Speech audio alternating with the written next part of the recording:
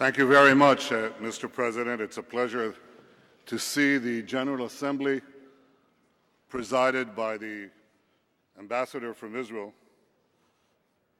And it's good to see all of you, distinguished delegates, ladies and gentlemen. 3,000 years ago, King David reigned over the Jewish state in our eternal capital, Jerusalem. I say that to all those who proclaim that the Jewish state has no roots in our region and that it will soon disappear. Throughout our history, the Jewish people have overcome all the tyrants who have sought our destruction. It's their ideologies that have been discarded by history. The people of Israel live on. We say in Hebrew, Am Yisrael Chai, and the Jewish state will live forever.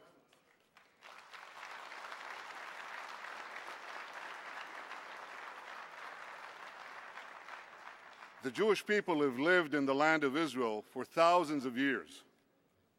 Even after most of our people were exiled from it, Jews continued to live in the land of Israel throughout the ages. And the masses of our people never gave up the dream of returning to our ancient homeland. Defying the laws of history, we did just that. We ingathered the exiles, restored our independence, and rebuilt our national life. The Jewish people have come home. We will never be uprooted again.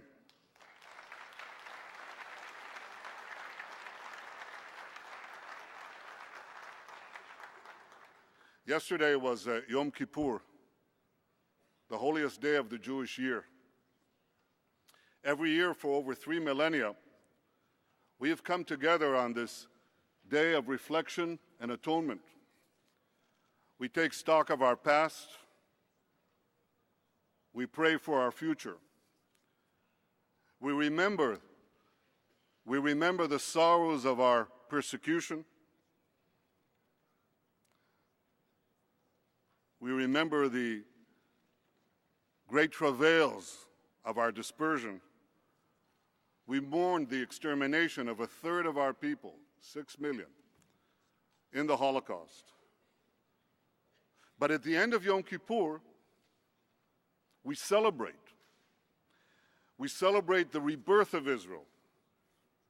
We celebrate the heroism of our young men and women who've defended our people with the indomitable courage of Joshua, David, and the Maccabees of old. We celebrate the marvel of the flourishing modern Jewish state. You see, in Israel, we walk the same paths tread by our patriarchs, Abraham, Isaac, and Jacob. But we blaze new trails in science, technology, medicine, agriculture. In Israel, the past and the future find common ground. Well, unfortunately, that's not the case in many other countries. For today, a great battle is being waged between the modern and the medieval. The forces of modernity seek a bright future in which the rights of all are protected, in which an ever-expanding digital library is available in the palm of every child, in which every life is sacred.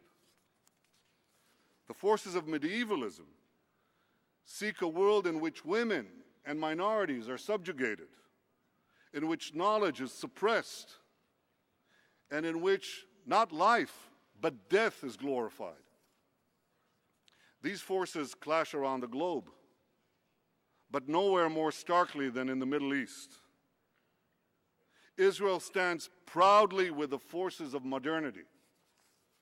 We protect the rights of all our citizens, men and women, Jews and Arabs, Muslims and Christians. All are equal before the law. Israel is also making the world a better place. Our scientists win Nobel Prizes. Our know-how is in every cell phone and computer that you're using. We prevent hunger by irrigating arid lands in Africa and Asia.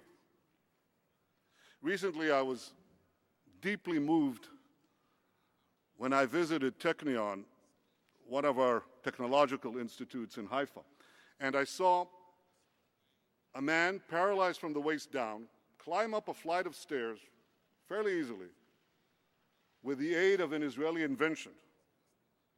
And Israel's exceptional creativity is matched by our people's remarkable compassion.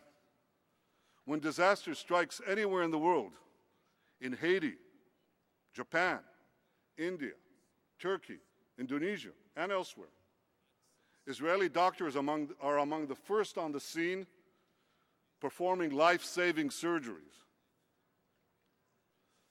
In the past year, I lost both my father and my father-in-law.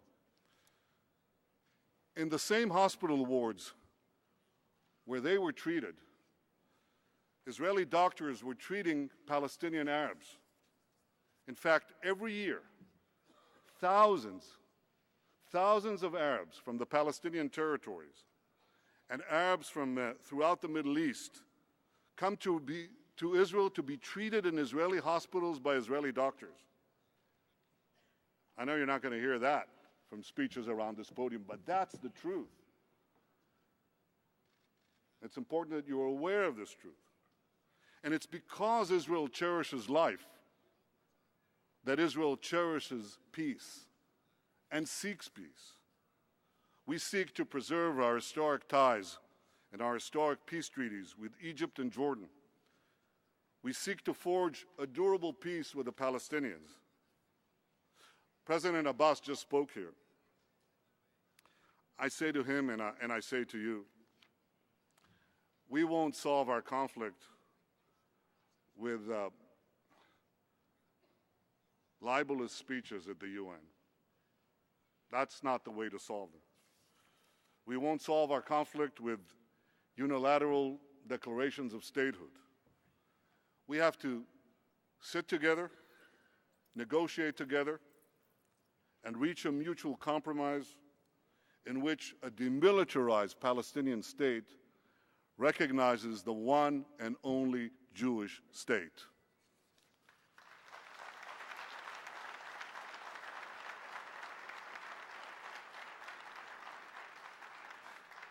Israel wants to see a Middle East of progress and peace. We want to see the three great religions that sprang forth from our region, Judaism, Christianity, and Islam, coexist in peace and in mutual respect. Yet the medieval forces of radical Islam, whom you just saw storming the American embassies throughout the Middle East, well, they oppose this. They seek supremacy over all Muslims. They're bent on world conquest.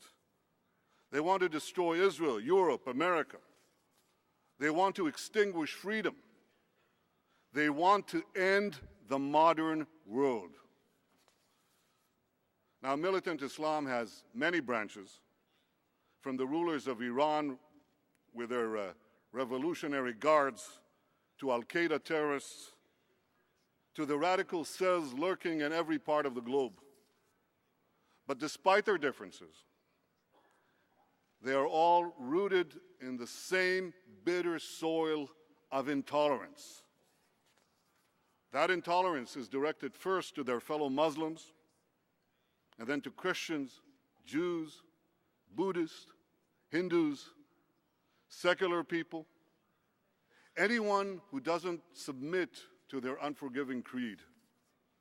They want to drag humanity back to an age of unquestioning dogma, unrelenting conflict. I'm sure of one thing. Ultimately, they will fail.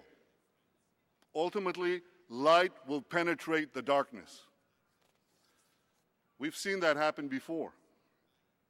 Some 500 years ago, the printing press helped pry a cloistered Europe out of a dark age. And eventually, ignorance gave way to enlightenment. So too, a cloistered Middle East will eventually yield to the irresistible power of freedom and technology.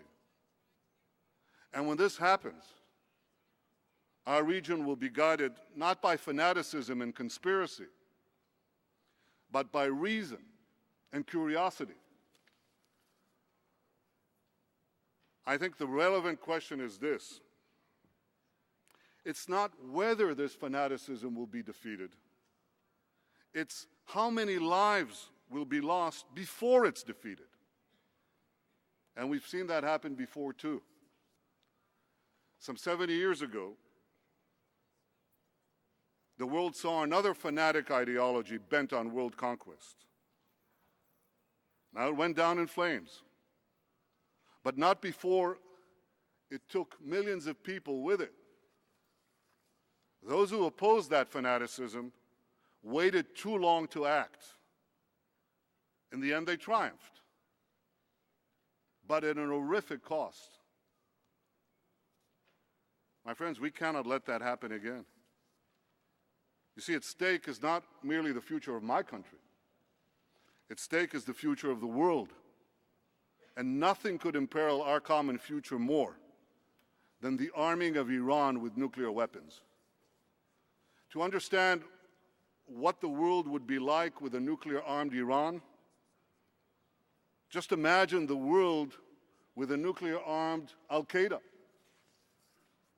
Now, it makes little difference whether these lethal weapons are in the hands of the world's most dangerous terrorist regime or the world's most dangerous terrorist organization. They're both fired by the same hatred. They're both driven by the same lust for violence. Just look at what the Iranian regime has done up till now without nuclear weapons. In 2009, they brutally put down the protests, mass protests for democracy in their own country. Today, their henchmen are participating in the slaughter of tens of thousands of Syrian civilians, including thousands of children, directly participating in this murder. They abetted the killing of American soldiers in Iraq and continue to do so in Afghanistan. And before that, Iranian proxies killed hundreds of American troops in Beirut and in Saudi Arabia. They've turned Lebanon and Gaza into terrorist strongholds, embedding nearly 100,000 missiles and rockets in civilian areas. Thousands of these rockets and missiles have already been fired at Israeli communities by their terrorist proxies. In the last year, they've spread their international terror networks to 24 countries across 5 continents, from India and Thailand to Kenya and Bulgaria. They've even plotted to blow up a restaurant a few blocks from the White House in order to kill a diplomat. And of course, Iran's rulers repeatedly deny the Holocaust and call for Israel's destruction almost on a daily basis, as they did again this week from the United Nations. So I ask you, given this record of Iranian aggression without nuclear weapons, just imagine Iranian aggression with nuclear weapons. Imagine their long-range missiles tipped with nuclear warheads, their terror networks armed with atomic bombs. Who among you would feel safe in the Middle East? Who'd be safe in Europe? Who'd be safe in America? Who'd be safe anywhere? Now, there are those who believe that a nuclear-armed Iran can be deterred like the Soviet Union. That's a very dangerous assumption. Militant